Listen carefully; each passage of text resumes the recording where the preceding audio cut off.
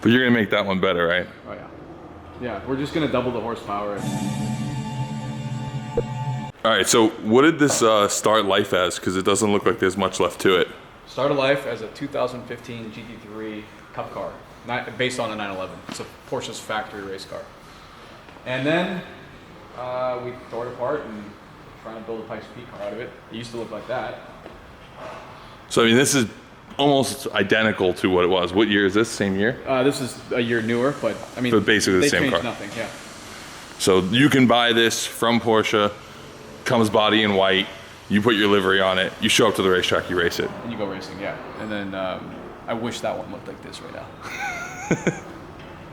It will soon. But you're gonna make that one better, right? Oh yeah. Yeah, we're just gonna double the horsepower and add a lot of aero to it. Double the horsepower? Yeah. So this is like 4.6. Oh yeah, it's gonna be. And different suspension. I mean, you guys are changing a lot. Different suspension, brakes, wheels, tires, almost every body panel except for the rear quarters and the roof. So all the aero is different as well? Yeah. We're just trying to maximize the efficiency of the aero. Really addressing the aero and the cooling system, because at Pikes Peak, the elevation starting is right around 10,000 feet or 9,000 feet, and you go up to 14,100, and the air density up there is 60% of what it is here at sea level. So that also affects your aero hugely, but the biggest challenge I think is cooling. You know. So I mean, you've built Le Mans cars, you've built time attack cars, you've built like shift sector cars, like all half these mile, all that stuff. Yeah. How much different is it building a Pikes Peak car? It's like wrapping everything you've learned all into one, and then it's teaching you how much you don't know. You know, there's so many variables. And the one thing, okay, you can have a perfect car, you get ready to go. There's two things that scare me about Pikes, outside of everything you plan for, is the weather, because in 20 minutes, it could go from this beautiful sunny weather to no bullshit, snowing up top of the mountain. Or you could start when it's sunny, and by the time 10 minutes later, 9 minutes later, it's snowing on you at the top. And Jeff's proof of that. He's gone through that. That's one thing. We filmed Climcana across like 3 different years because it was so bad. Yeah, so you guys all know. The other thing is like how it affects the crew. So you're up at 2 a.m. Then you get to the mountain about 3:45 at the latest. You're setting up your pit, and then as soon as the sun comes up, that's when you start testing. But you're hustling and you're moving, you're bending over, and the first couple times you bend over, then you're like, oh, okay. You know, then you get the lightheadedness, and then you're like, okay, got to pound tons of water, and you're gonna drink like 3 liters of water, and you go pee once, which is crazy. But those are the things that I'm most terrified about. But the weather. The weather is spooking me, and also the 40 days that we have to get this thing done. But, I mean, it kind of looks like a car right now. Sort of. Yeah, but. So why don't actually you walk us through this car, because this car is actually together. Right. And this is how you buy it from Porsche Motorsport, right? Yeah. This car is a 2016 GT3 Cup car, and Porsche sells it to you just like this, but in white with no wrap. But I mean, those are OEM wheels, center locks, the whole thing. And they send you basically a turnkey race car that you can really, really hammer on. So all the suspension geometry is revised and changed.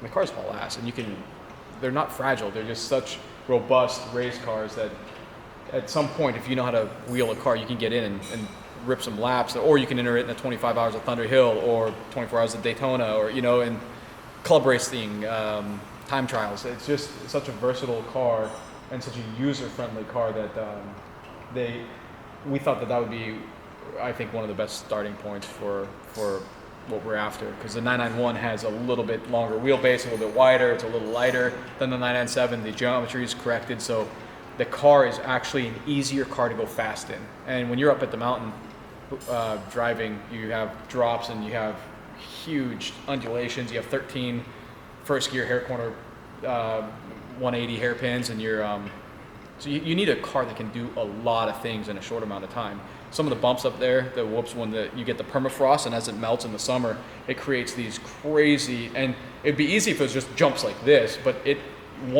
your right side will dip while it's trying to pick the other side of the car off, and you're just skipping across these things into a brake zone so you need a car that can do a lot, and you need it to be evoke some confidence in you that you can push it, because there's a couple corners where you're in 4th and 5th gear and you're relying on aero downforce at that point because you're going over 100 miles an hour.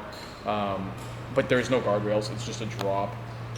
It's kind of like you asked earlier, all the culmination of everything you learn about this stuff, and then it teaches you how little you know about this kind of sport.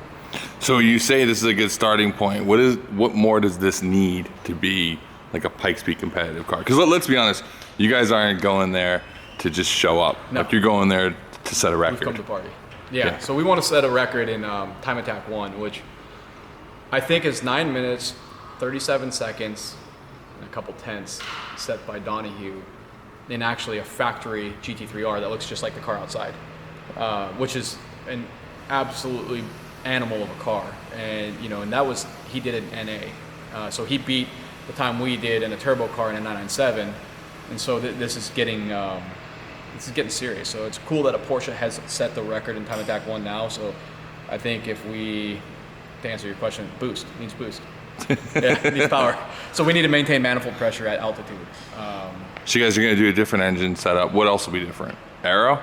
A lot of aero. As much aero as we can throw at that car. Problem is, we don't have a center radiator like the R does, so we can't have big tunnels in the nose. So those two side radiators, how low they are, dictate the under panels and essentially the diffuser that rolls up into the wheel wells. So we vented the backside of the wheel wells heavily.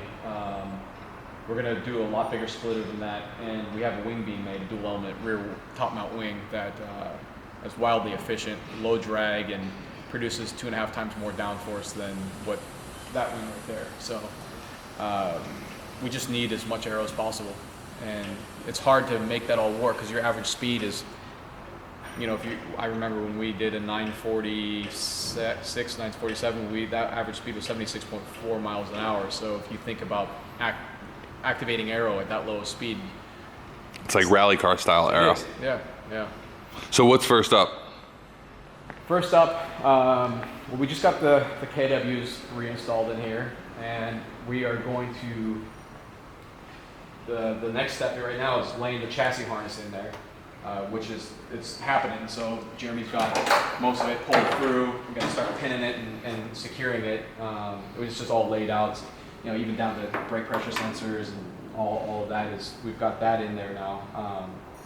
Next step is we got to rethink what we're doing about intercooling. So we had a whole liquid air intercooler system built, fully finished, done, ready to go.